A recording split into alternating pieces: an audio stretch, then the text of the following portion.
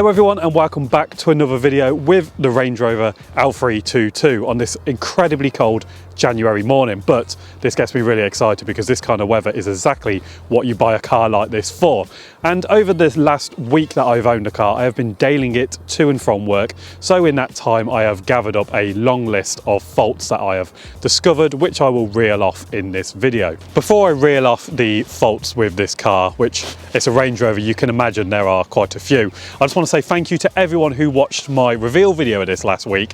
It really does mean a lot. And if you haven't already subscribed, please make sure you go ahead and do so, because it really helps me out, it helps the channel out, and it really means a lot that you guys love the content that I create. So let's kickstart this video off. Everything that is wrong with this car. I don't really know how long this video is going to be because it is quite a long list, and things that are wrong with this car, and no, I don't mean the hideous chrome door handles or the wind deflectors. The first thing I'm actually going to mention is on the inside. Now, you may notice that we've cleaned the interior of the Range. Now, I know it's not perfect, but especially on this seat, it is so much better, especially the dash now looking nice and cream along with this armrest, because it was all absolutely disgusting before. But the first issue I want to reel off is the seats, especially the driver's seat. It is absolutely just so far gone that yes, you could get an interior guy to repair this. However,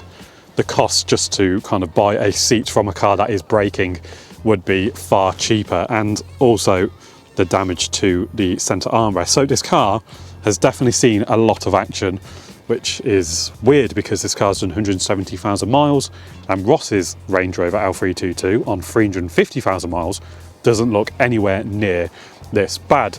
Another issue with this car, especially on a cold January morning, is the fact the windscreen condensates and then freezes up from the inside, as you can see a bit better from the sunroof. Now, this is a massive pain in the arse, especially because yes, this car does have heated windscreen, but it doesn't seem powerful enough to defrost this car. So if I want to take this car to work, I am pretty much having to defrost it within half an hour before I need to leave, and even then it's not good enough, and I need to get on the inside and outside with a scraper. So it is a very time-consuming process and it needs to be fixed. The next fault is on the corrosion side. This is an L322 and they are renowned for rotting on the rear arches, and this one is no exception. As you can see, it has started to go, well, I'll say started, that's pretty much going, isn't it? On the rear arch, the other side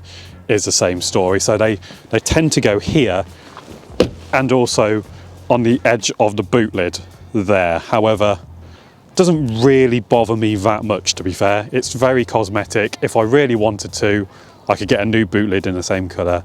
I could get the rear arches welded and it would be as good as new.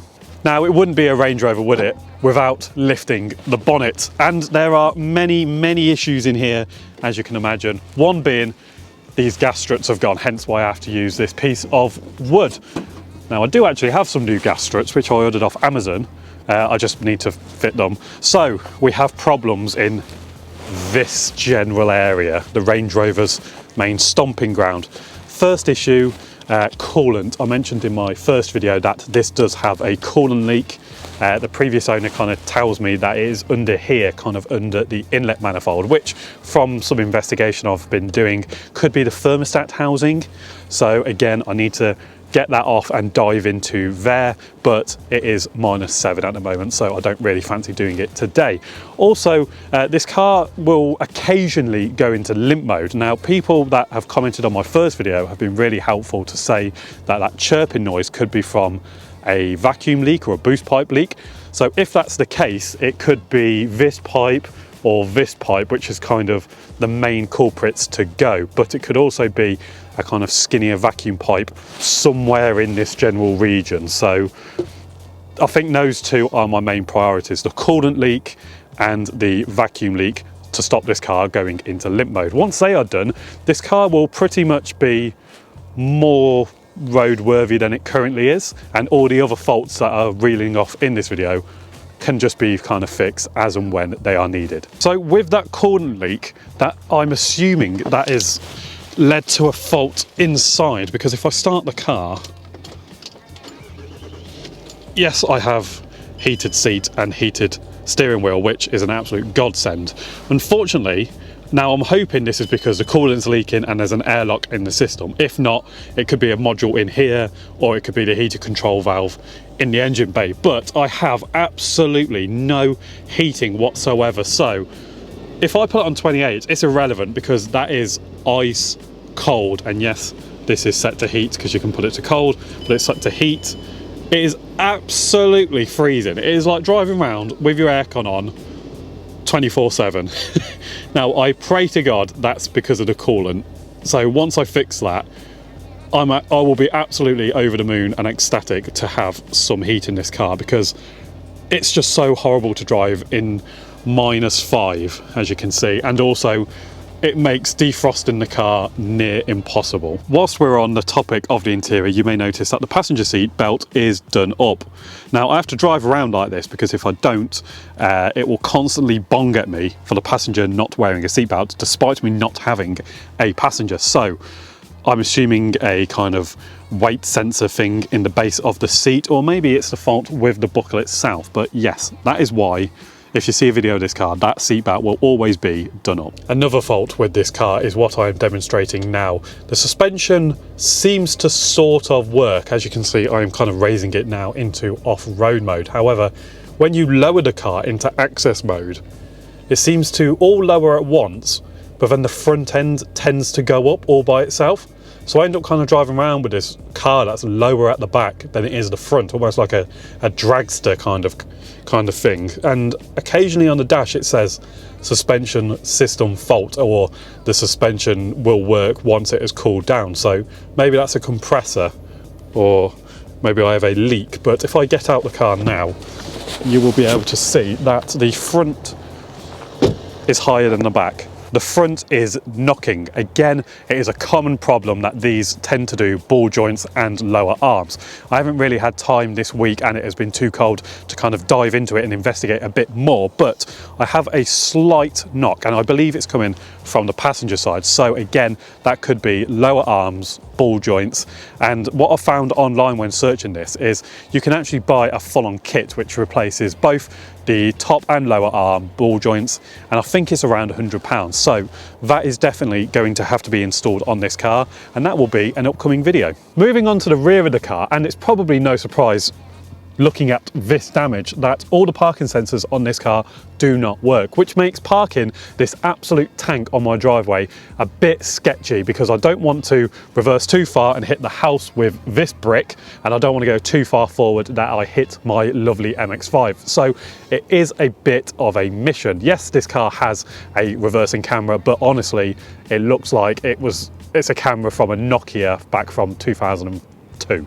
Yet another common problem with these L322s is in the split tailgate region. As you can see, these cables tend to rot. Normally they rot here as water kind of passes down the boot lid, but as you can see, mine's starting to fray there. I mean, if we come over to this side, it is completely gone. It is perished. Now, like the bonnet struts, I also have these to replace, but let's be honest, it's not exactly a high priority, is it, when I'm leaking things like coolant and the front end is knocking. Now, I have turned the car around to show you something that is missing on this side of the car. Eagle-eyed viewers will notice that this side is missing the entire side step, which is why it's looking a little bit funny and doesn't quite look right. I don't know how or why I didn't notice this when I viewed the car, but yes, it is missing. But on a positive note, at least me as a driver has one on that side. I was just about to wrap up this video, but I've noticed this is cracked, and down here I have a cable tie and I'm missing a grill there for the lower part of the bumper. And also, I imagine the towing eye isn't supposed to be exposed like that, which to me, that isn't really a good sign, is it? That a towing eye on a Range Rover is out there in the open. It kind of suggests that it's broken down and been towed before, which really, really wouldn't surprise me. But that is everything that is wrong with my L322 in a nutshell, essentially. Despite all these faults, I've got to say, in the short time I have owned this car, I am absolutely loving it. I can see why people buy these cars, and I can see why there's such a huge following for them. Everyone on YouTube at the moment seems to have one, and I can see why. It is a great car despite its faults. Now, I do have quite a long list, as you guys have seen, to kind of work through to make this car a nice one, but I've got to say, I am quite excited to do so. I also can't wait to give this car a really deep clean on the outside and give it maybe a light machine polish just to get rid of some scratches and whatnot, because the interior has come up really well. So it would be nice to get this car looking as good as it looks. So that is where I'm going to end today's video, guys. I just want to say a huge thank you once again to everyone who watched and subscribed from my previous video. I am certainly really excited to make a great series on the L322, and it means a lot to me that you guys are enjoying it too. But if you haven't already, make sure you hit the subscribe button so you do not miss out any of my future upcoming videos with the L322, and give this video a big fat thumbs up. Once again, guys, thank you so much for the support, and I'll see you in the next one.